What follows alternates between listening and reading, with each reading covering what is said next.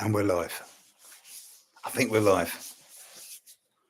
Someone tell me I'm live.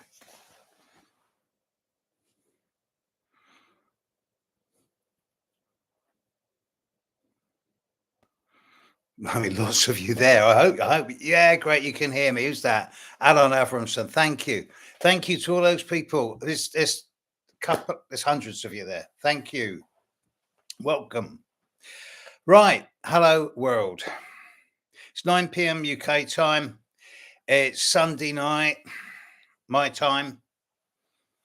And this is the third of 3 live streams. This has worked so well in the last couple of days. And if it works well now, then this is going to become a regular thing from now on. I was talking with my crew earlier today, well, the person who is my crew, and we said we've got to do this every month from now on, at least. So the first thing I did was a couple of nights ago, to the upper tier of my membership, I did a session on Saturn and Neptune, changing sign, interacting with each other, and a brief synopsis of what they've been up to in recent decades. Last night, to all branches of my membership, I did the same with Uranus and Pluto. This is just a plug, right? Because I want you all to join my membership, not because I'm a greedy capitalist, because I've been putting astrology out to the world on YouTube for free for 14 years. And I'm not that interested in making money. I've got enough. But I haven't got enough to do what I want to do. I'm doing this documentary on the history of Western astrology. All the details are in the blurb underneath YouTube. And all the membership money is funding that. Thank you. You know who you are. Thank you. So tonight, that's the advertising out the window, out of the way. So tonight, I'm going to piece it all together, and I'm going to throw in influences of Jupiter, a few of the full moons, new moons, Mars particularly, and I'm going to be giving specific dates. Now, to those of you who have been with me over the last couple of days, and as I can see on the list, but there's quite a few of you who have been there every day. So thank you. Thank you. Thank you in Germany. Thank you in California. Thank you in Bermuda. You all know who you are. Thank you. You may be a little bored at times in the first 10 minutes, because I'm going to recap what I've discussed in the last couple of days, but in a much more succinct form. This is for the people who are joining, who are not in the membership, who are joining now. So let me capture this in as succinct a form as I can. I'm not going to explain the terminology I'm using. I'm going to presume that the vast majority of you here have a basic astrological understanding. Pluto has moved into Aquarius now. It is there. It is not going to retrograde back into Capricorn anymore. All Capricorns can breathe a sigh of relief. All Aquarians can go, uh-oh. But it's a mixture of trepidation and anticipation, excitement and caution. Pluto moving into Aquarius is going to, on the one hand, really push the buttons of those who still believe in the old systems of the dinosaurs, the corporate, the religious, the national behemoths, the national states. We're going to see with Pluto and Aquarius an end to these things, but it's not going to happen immediately. And in fact, the old systems are going to fight to maintain their 2,000-year-old power structures.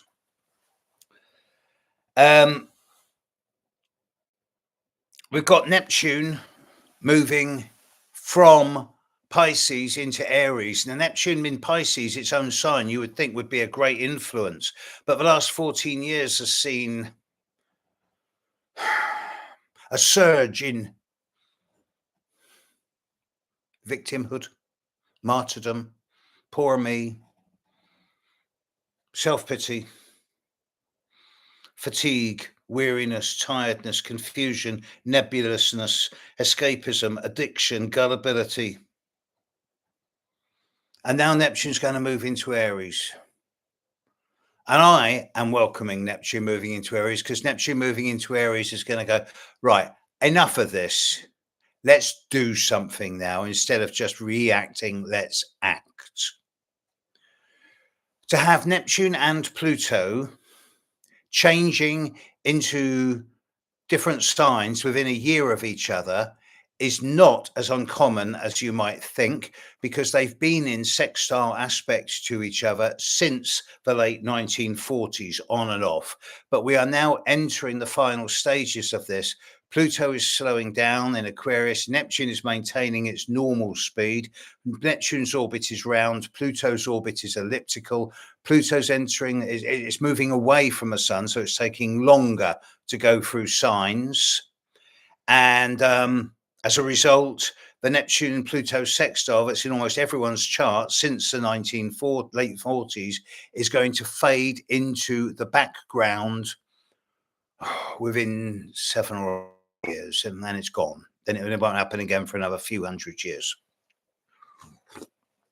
But because they've been sextiling each other for so long, when one changes sign, the other changes sign within a year or so of each other.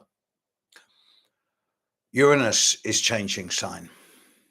Uranus is going to move into Aquarius this year. It's going to move into Aquarius, I don't know, somewhere around the 7th of July, and then it's going to go retrograde and dip back into Taurus on the 8th of November. So it's only going to, did I say Aquarius? It's only going to be in Gemini for 4 months. But this is the taste of what is to come. Uranus brings change, which can be chaotic, disruptive, dramatic, sudden, and unpredictable, pull the rug from underneath your feet, upset the apple cart, trauma and crisis, and real chaos and disorder. It can also be innovative, original, exciting, fun, and adventurous, with words like independence, freedom, and liberty.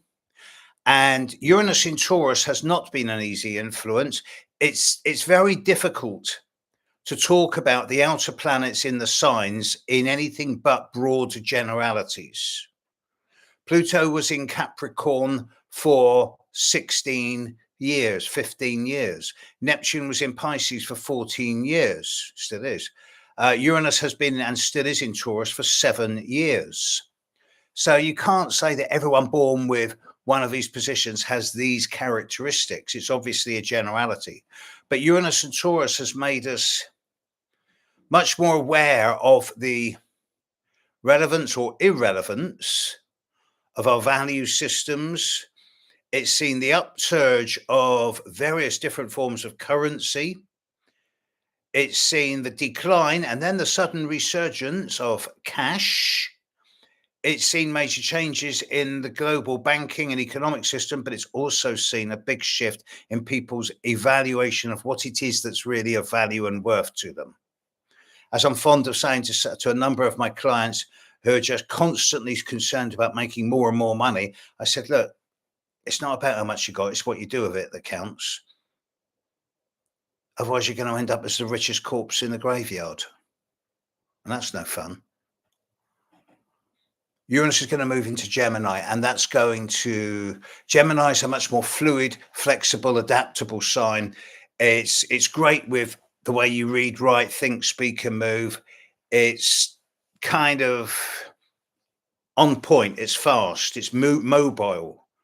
Uranus likes this. This is going to lead to a sudden surge over the next few years of new innovative technology. And if you think we've gained a lot of technology in the last 10 years, whoa, you have no idea what's coming.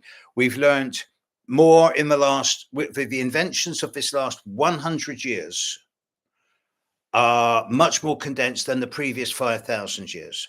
And the inventions of the last 15 years make the last 100 years look like nothing. So the next few years are going to be even more condensed.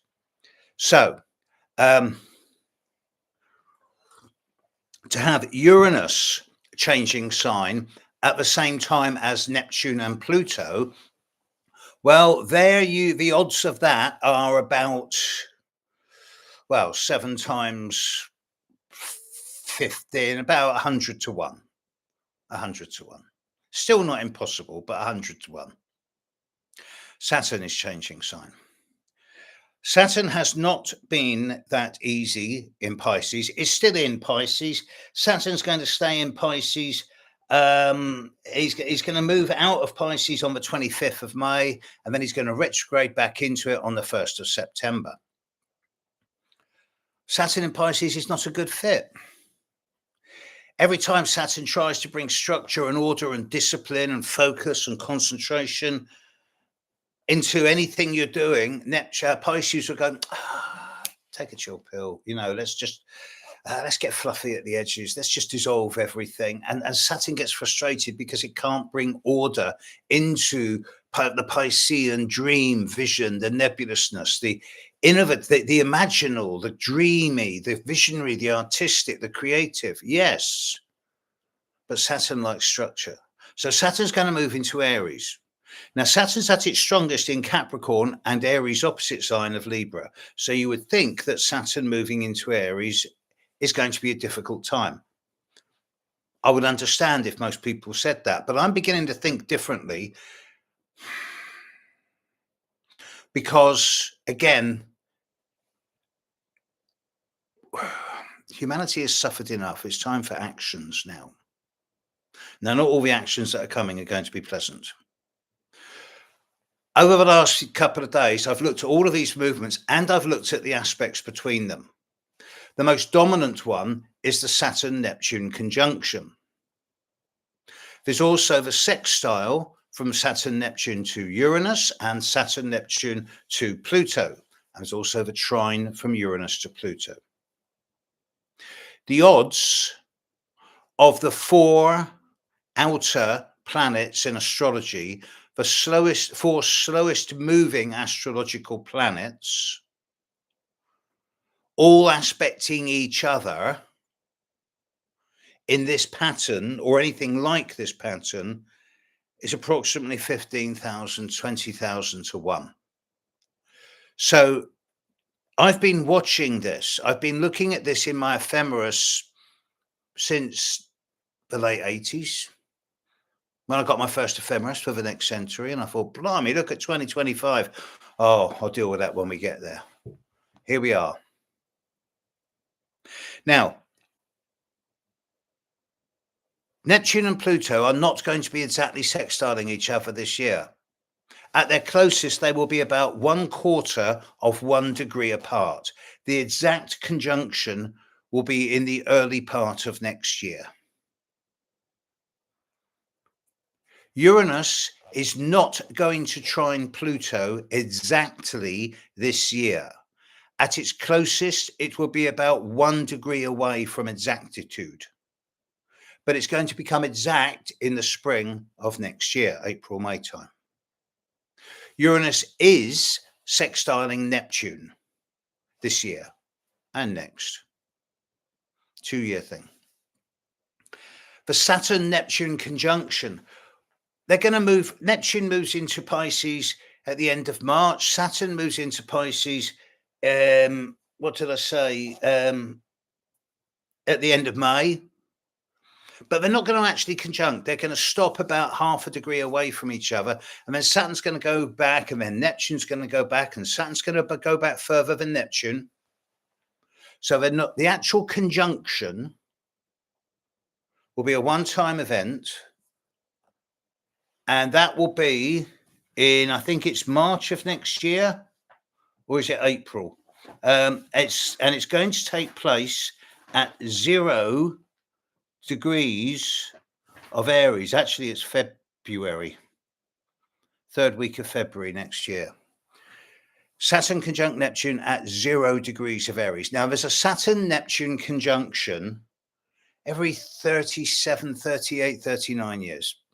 But to have it at 0 degrees, the very start of the zodiac, suggests massive restructuring at the economic and political level.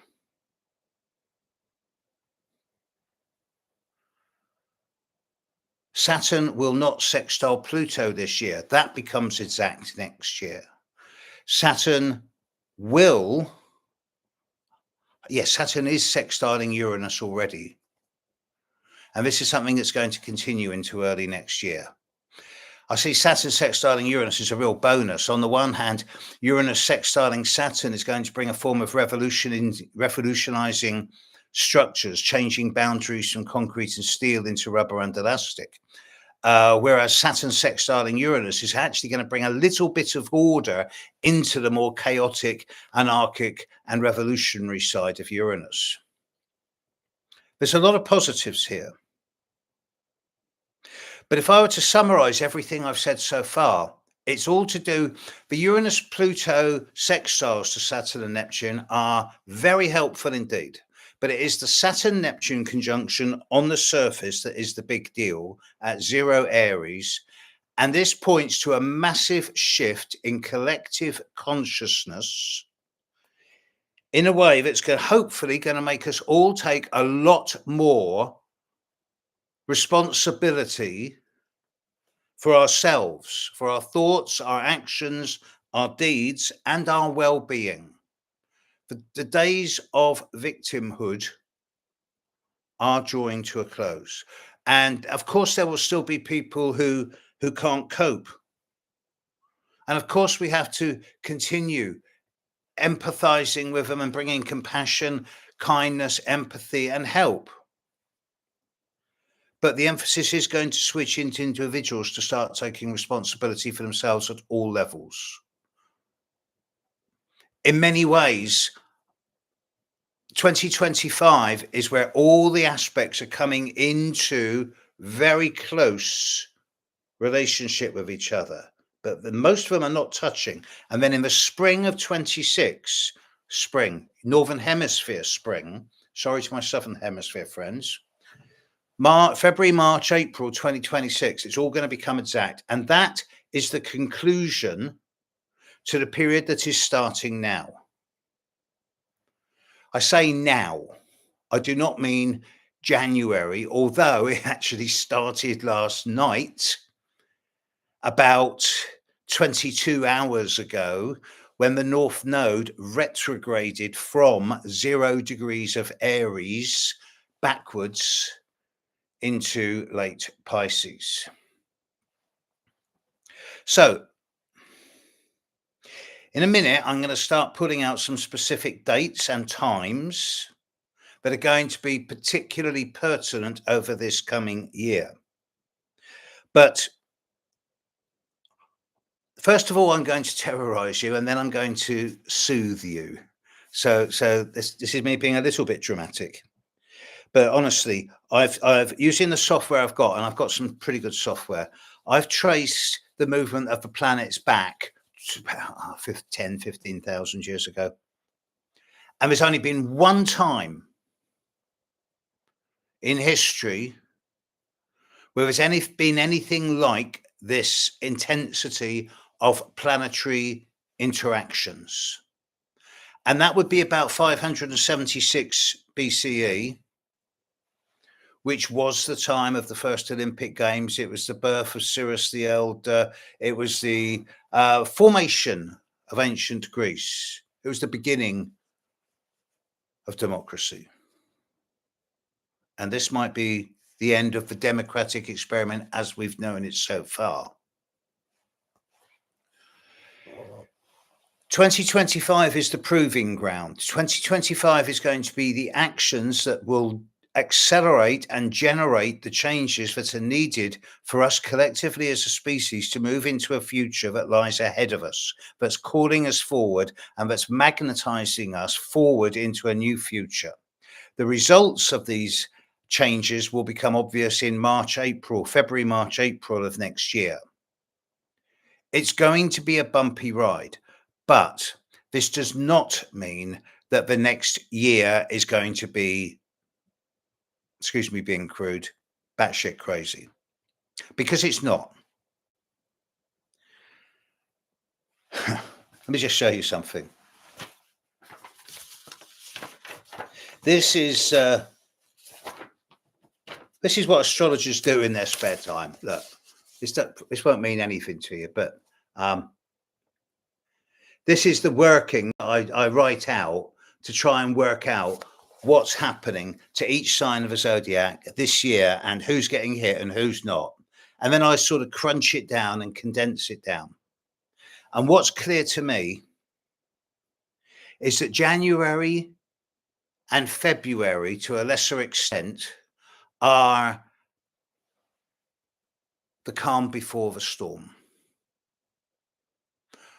But the period of late March through to early August of this year is critical. 4.5 months, 19 weeks, 20 weeks. That's all. It's going to be a lot more happening in that 20 weeks than I think and at any time since World War II. Now, it could get messy. So I want to try and explore different options without hopefully getting too political or alienating too many of you. But I'm not going to pull my punches. So please excuse me. I do not mean to offend anyone. I can only speak my truth as I see it. So here we go. Coffee. When I mentioned all the aspects, the one I missed was Uranus trine Pluto. This is going to be around for 2 years. This is great. This is going to help transform, regenerate, and rebirth our attitudes towards technology, soft and hard technology. Nanotech, quantum, holographic, it's all going to become more of a norm. And we're going to find that our own innate, both intuitive and instinctual capacities are going to be upgraded big time, which is going to scare a lot of people.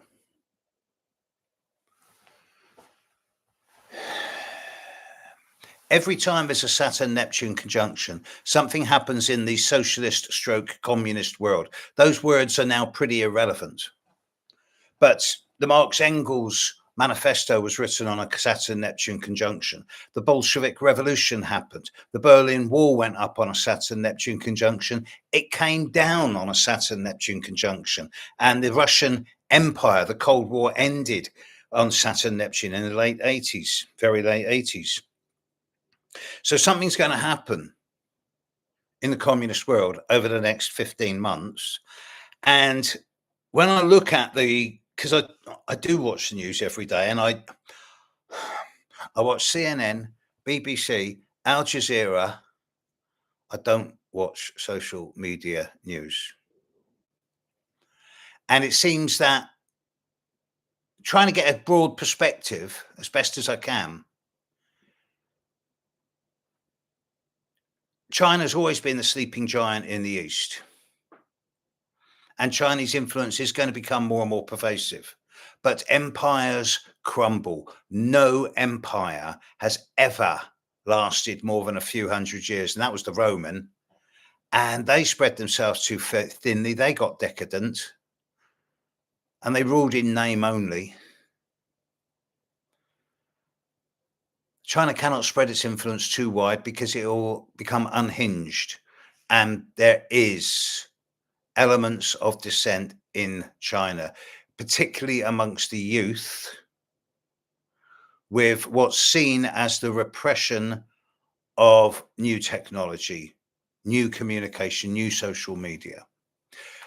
I'm much more looking at the downfall of the old country that we used to know as Russia, now is the Russian Federation, I think it is. I think they're stretched too thinly. They've put too much money into a war they can't win. And so many of their young men are now traumatized or dead. Food prices have gone up. Fuel prices have escalated. There's a lot of unrest at street level. And then there's America, the last of the three big empires. America's just about to go through some fundamental changes.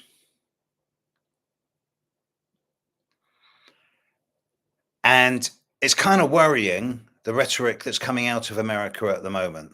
Last night, I watched a live stream of Donald Trump taking a press conference.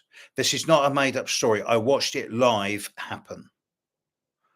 And a reporter said to him, "Do you rule out military action against Canada?" He said, "No, I don't." He doesn't rule out military action against Canada or Panama or Greenland. And I'm thinking, this is a bit worrying, putting it mildly. I went to see my mum today. My mum is in her late 80s. And I was talking about her, and we have very different politics. I'm moderate. I'm a green at heart, but I'm moderately left of centre. I believe in community. My mum is somewhere right of centre. She's old school. But my mum made a very good point. She said, last time someone tried to annex a lot of different countries, it all went very badly for them. That was Hitler. I need to state that I am not equating Donald Trump to Adolf Hitler.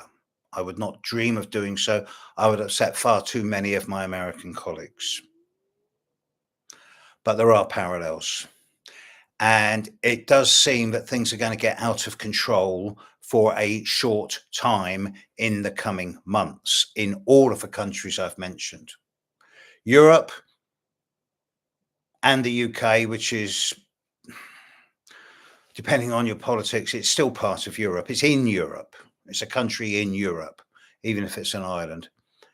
Appears to be relatively safe simply because they're so boring they won't dare rock the boat. Let's come back to the astrology. Let's briefly bring Jupiter into the equation. Jupiter is currently stationary at 11 degrees of Gemini, and he's going to stay there now for the next 4 weeks. Now, you can go out there and you can see Jupiter right overhead. If you know what you're looking at, you can see the constellation of Taurus. You can see the Pleiades, the seven sisters, in the shoulder of the bull, and the bull's head is down and it's charging, and you can see the triangle shape of the horns of Taurus. And on the bottom left arm of the arms of Taurus is a really bright red star, Aldebaran. That's very close to Jupiter at the moment. Jupiter is the second brightest thing in the sky. It's brighter than any other star, and it's basically overhead within a couple of hours of sunset, regardless of where you are. If you're in the southern hemisphere, it's overhead to the north. If you're in the northern hemisphere, it's basically overhead.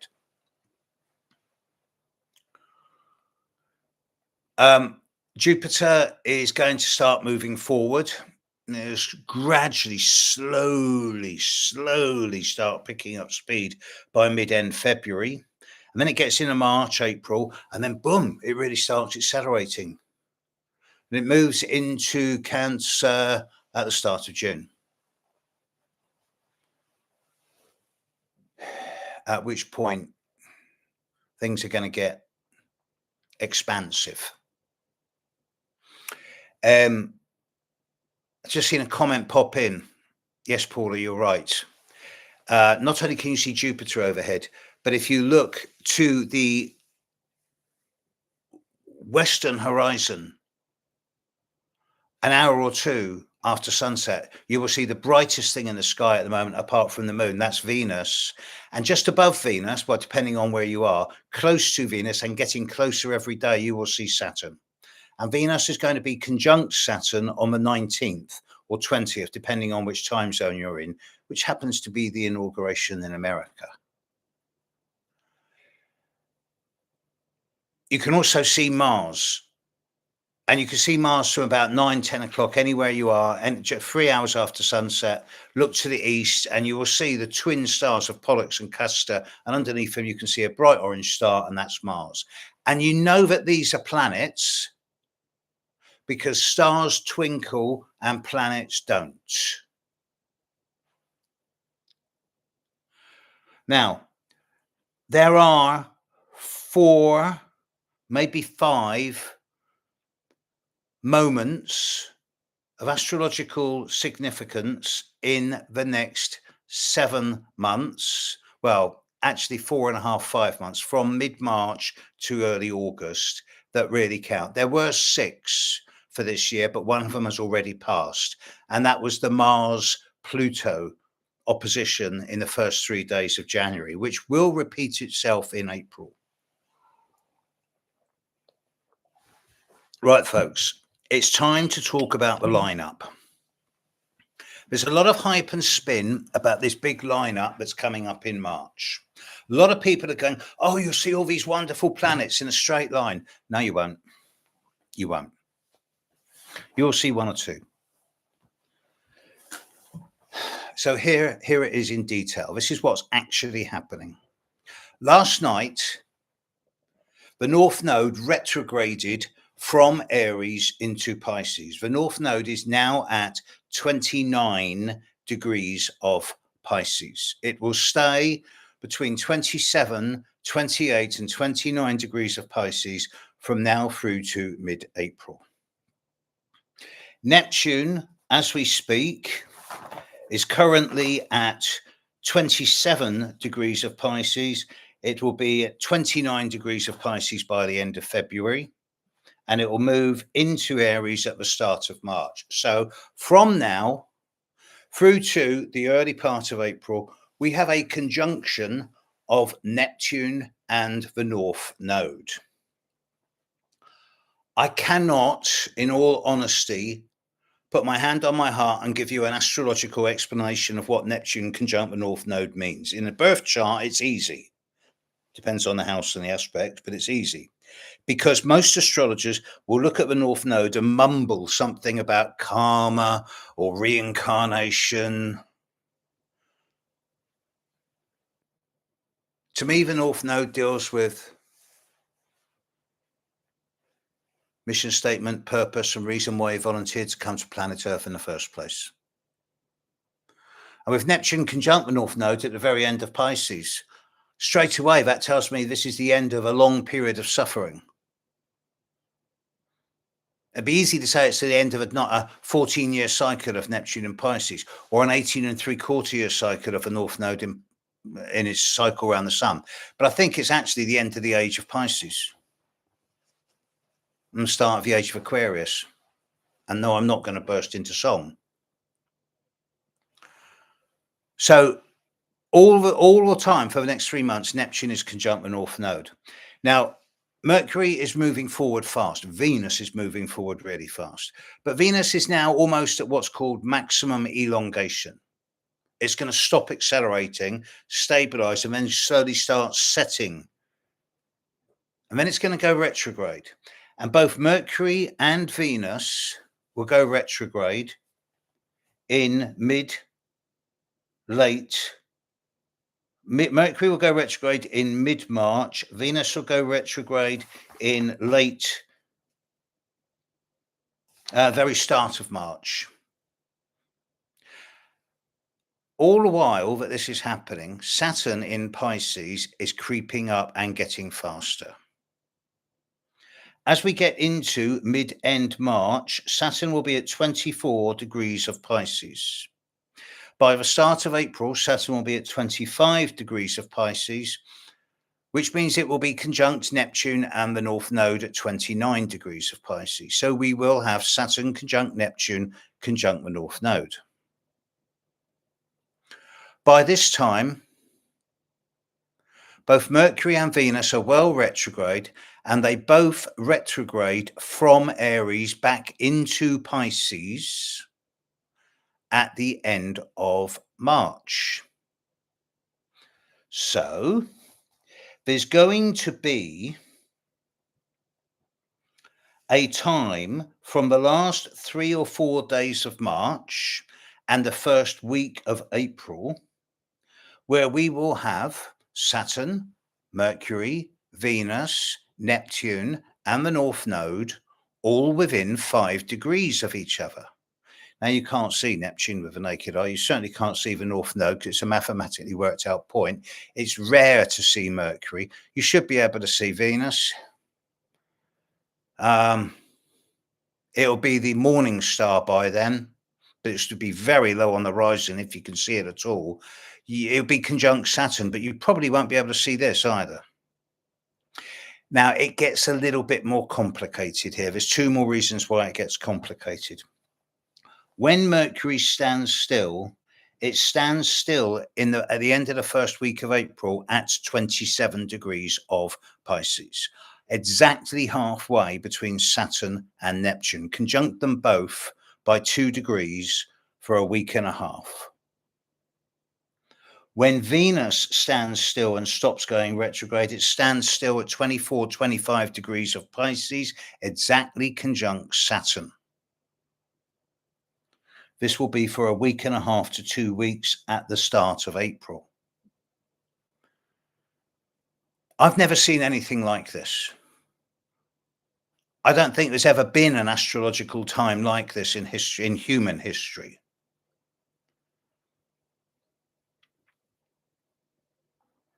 And I think that at this time, there's going to probably be a lot of knee-jerk actions and reactions. Now, the Venus will be conjunct Saturn as it is now in the sky. So what's happening now? This last day, 2 or 3 days, this next few days, is setting the scene for what's going to happen at the end of March. So watch the news, watch the rhetoric in the next few days. Thing is, it's a little bit more complicated than all this. Okay, so you've got these 5 points, Mercury, Venus, Saturn, Neptune node, all within 5 degrees of each other for a week and a half. That's scary enough. Right smack in the middle of it,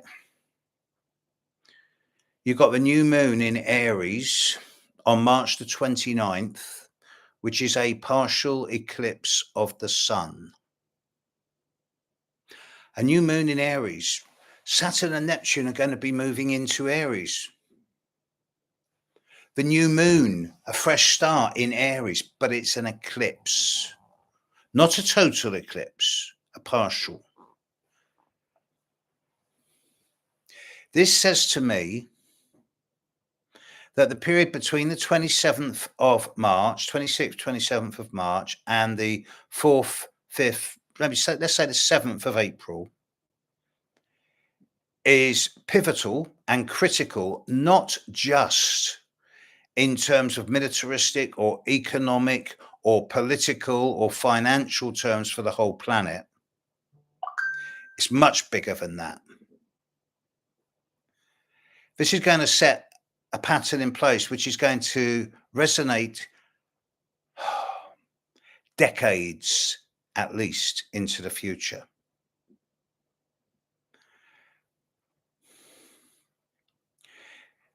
Now, shortly after this, there's further periods of intensity. I come back to all the data I showed you earlier. On the 21st to the 27th of April, at the end of April, Mars in the sky will oppose Pluto for the third and final time. And this will take place at 3 degrees of Aquarius, 2 degrees, 3 degrees of Aries, of Leo and Aquarius. Mars was opposite Pluto for the first time at the very end, at the very start of November, then retrograde at the start of January, then forward finally in new signs in the last week of April. Problem is, it's not just Mars opposite Pluto at this time. On the actual day of the Mars-Pluto opposition, the 27th of April, there's also a new moon. And the new moon at that time will be in Taurus, 7 degrees of Taurus. It's going to be squaring both Mars and Pluto. So look at it like this. Think of it like this. Say you've got Pluto at the top, Mars at the bottom, opposite each other. And then at right angles, it's what's called a T-square in astrology, you've got the sun. Sun square Pluto, Sun square Mars. This is only going to be around a week. But this is a very volatile aspect. The word I would use for it is explosive, because Pluto's involved. The explosions could be subterranean. If it's geophysical, it's going to be something like a volcano, an earthquake, Yellowstone. Because Mars is involved, there's a potential here for warlike explosions. I am not suggesting, and I will never suggest, that we're heading into a big war, a global war. Not going to happen. But there are going to be some very hot actions and words at that time, late April. This is then followed, just when you think it can't get any crazier, Jupiter moves into Cancer at the start of June. Mercury moves into Cancer at the start of June.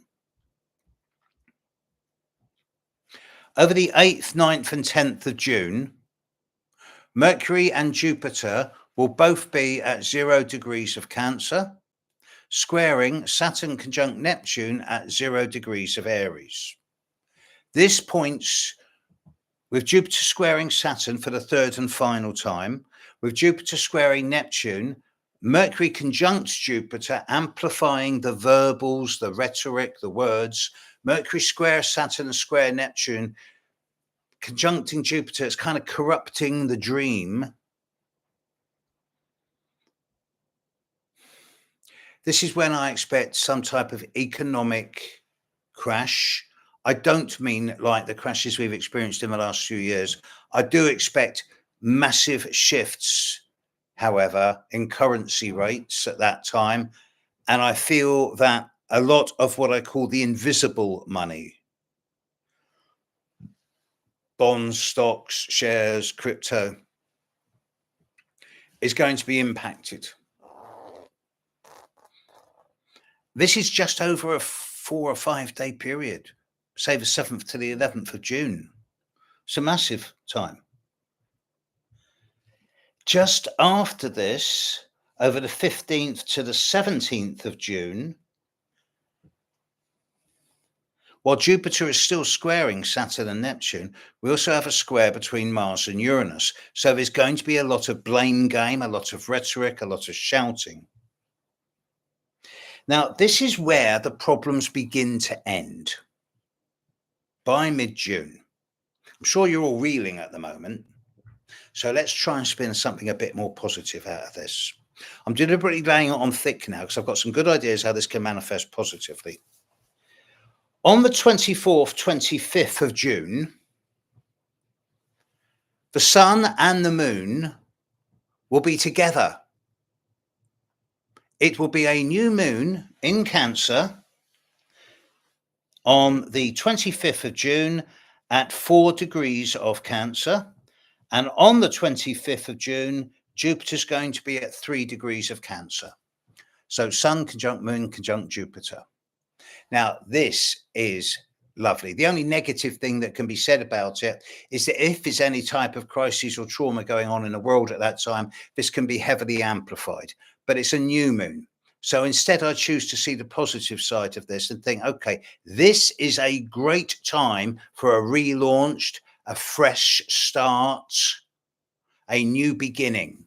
Anything that any of us individually or collectively launch, initiate, begin, or start around that new moon on the 24th, 25th of June should be rocket fueled. It's a great time to relaunch ourselves, to cast off the shackles of the past. The final stage of this, at least for this year, is as we get into early August. And it's a one-time occasion on the 9th of August.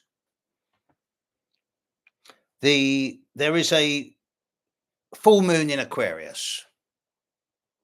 16 degrees Aquarius, 16, 17 degrees Aquarius. On its own, that's relatively minor. but it's a full moon on the same day as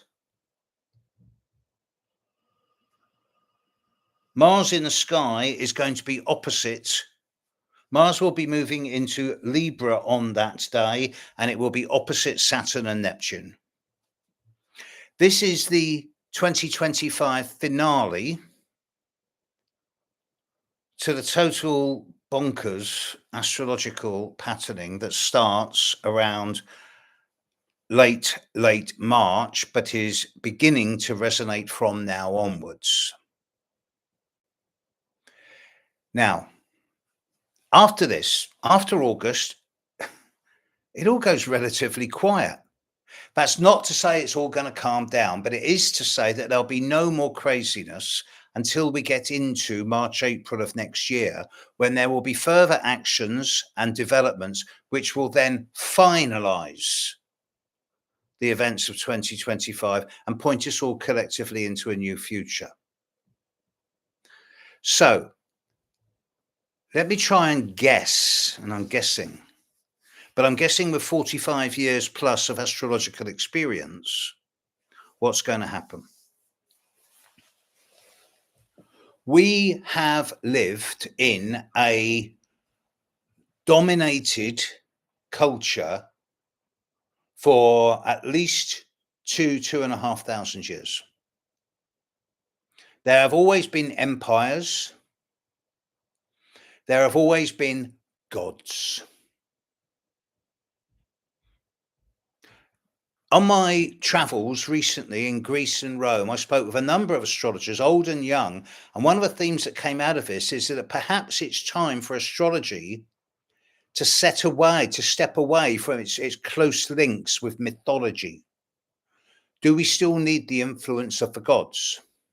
As astrologers, we can't afford to be strictly religious. God is in heaven. He's in the clouds. He's an invisible guy who looks down on you and says, you will not do this. You cannot do that. And if you do this, you're going to burn in hell. And it could be God, Buddha, Allah, whatever. And you'll burn in hell for eternity. Oh, but by the way, I love you. There's this imaginary figure. I think one of the things we're seeing now is the death gasp of religion. The word religion, religare, comes from the Latin to tie down, to bind. It's the same root of the word ligament. You will believe what I tell you to believe. It's time for the old men in skirts to step aside. This is one branch of what I see as the dinosaur collective. This is not the end of faith, spirituality, or one's relationship with the divine. In the 100 years ago, we needed the priests. We needed people to look after our spiritual well-being because we were all working in the fields 150 years ago. But we've all got our own relationship with divinity now, however you choose to call it. Call it what you like. To me, it's the upstairs department. I have a great relationship with spirit and with the divine, and I hope you do too. But I will not be dictated to by some predominantly male person whom has spent 2,000 years persecuting women and sometimes children in the name of a God that's made up. But take out the religion. Let's just step aside from religion. There are some very large public figures around the world now in various different cultures who are desperately trying to hang on to power. Not just elected power, dictatorial power, bank power, corporate power. It seems to me that a lot of the old behemoths, the old structures are going to crumble. Now, as to how this is going to affect people like you and me, I cannot be anything but honest, and I'm trying my hardest not to be doom and gloom. But I have never seen such a concentration of intense astrological energy as we are heading into now. So I'm going to repeat to everyone out there what I said to my members in the last couple of days. If you're watching this, it's because you have an interest in astrology.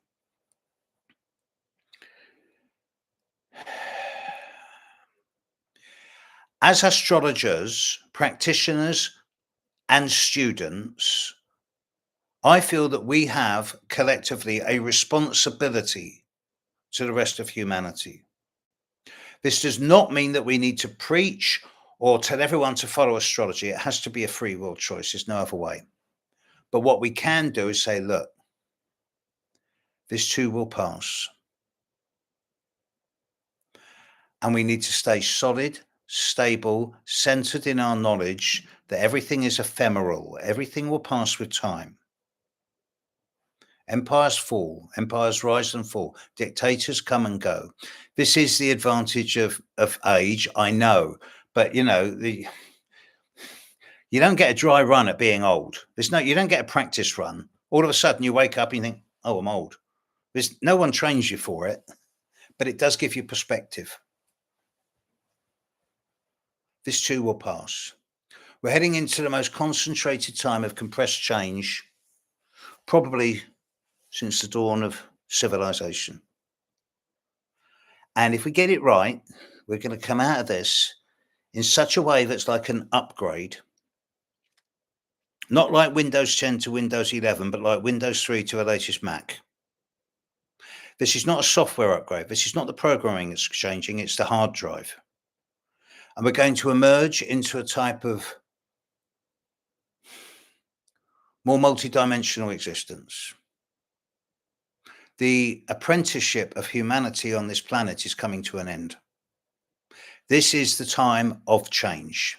This is the start of the age of Aquarius, and it will be in place one way or another by April, May 2026. There is nothing of this ilk, of this strength from late 26 through to the 2060s, 70s, 80s, by which time I'll be long dead. And who knows what type of world we'll be living in then. This is it. And we get this right, we're going to mature as a species in a way that's accelerated evolution, that's going to expand our consciousness, our sensitivity to nature, to environment, to femininity, to ego. All of these things are coming up for change. And to quote Terence McKenna, not a moment too soon. Or we won't. And we'll continue exactly the way we have because it's convenient.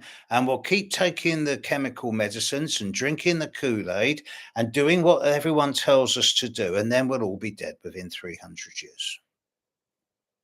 And some other intelligent form of life will rise on this beautiful marble planet that we call home.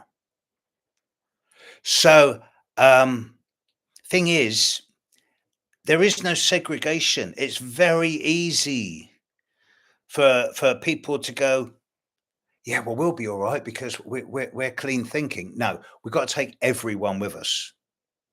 It's one size fits all. Collectively, we are a species. So how do I see this as panning out? 10 years down the line, 10 to 15 years down the line, I see this as a time where there will be no more secrets. No one will be able to walk into a room full of people with malfeasance, with any hidden weaponry, with any bad intention, without everyone going, them, right, something dodgy there, stop them. This is not about becoming telepathic or psychic. It is about upgrading our consciousness and just being able to read patterns and to gauge intentions. 10 to 15 years down the line, there will be no secrets. There will be no dirt lying underneath the banks or the religions. It's all going to come up. 10, 15 years down the line, I truly don't believe there will be any more national borders. I know the idea of one planet, one tribe, and especially one currency, scares a lot of people. But whilst we're fragmented and warring against each other, which has been the plan of the dominators for 2,000 years, divide and conquer, we're never going to be able to reach out. And the planet is already reaching out. We've sent out probes, satellites, radio messages. I mean, personally, I don't do ETs or aliens. We're not going to get visited. They're already here. They're just parallel in a parallel dimension to us. I'm doing a big thing in the next 48 hours on crop circles with Astrology Hub, and I'm going to be really pushing this idea of a new multi-dimensional future for all of us. And that we're going to be able to access that in a more conscious level through words like empathy, compassion, simply by raising our vibration. It sounds twee. It sounds like I'm sort of sitting around a campfire and singing Kumbaya. I'm not. But I don't see another future unless we step backwards into a dystopian future where we all become part of a machine. And that's not a future I want for my grandchildren. Thing is, this time now is the key phase of this. And the way we both collectively and individually behave between late March and early August of this year is going to dictate the long-term future. I am right out on a limb here, folks. I'm quite prepared to be criticized, put down, made out to be crazy. I don't care. This is my reality. And I'm going into this knowing that I'm going to do it my damnedest. I'm really going to go out there and put it out there because I believe this planet's worth redemption. And so are we as a species. All my life's been leading up to this moment. I'm doing this massive documentary and I want to get it out this year, before the conjunction next year. It's going to be out this year. Astrology will become the new language of the emerging consciousness revolution. It will become the lingua franca that everyone will speak. I used to say if astrology were taught in schools, we'd see an end to warfare, violence, misogyny, and racism within 2 generations. Now the internet's there.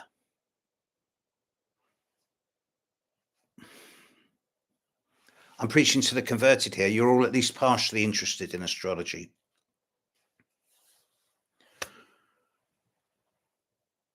Right, I'm right out on a limb. Last night, I got so hyper doing this type of spiel that I ended up dancing for half an hour afterwards. I'm going to have to do something like that now because I can feel this energy just pulsing through me. So if I can feel it, I hope you can too. Go out there and make a difference in your own lives. You can't change anyone else's, but you can act as a beacon of maturity, solidity, and stability in the craziest of times. And people will look at you and they'll think, they're solid. I could talk to them. Reach out to people and remember, this will pass. And dance with it. Even through the tears, find the humor. This is what you're made for. This is why we're here. We volunteered for this. Never forget. I'm scared and I'm really excited. And on that note, I'm out of here. I hope this has been interesting. What can I say? I'm not going to do any more sales talk. You know how to get hold of me. Steve Judd Astrology on YouTube. steve@stevejudd.co on email. Yeah, catch you later, world. Lots of love. Take care. Bye now.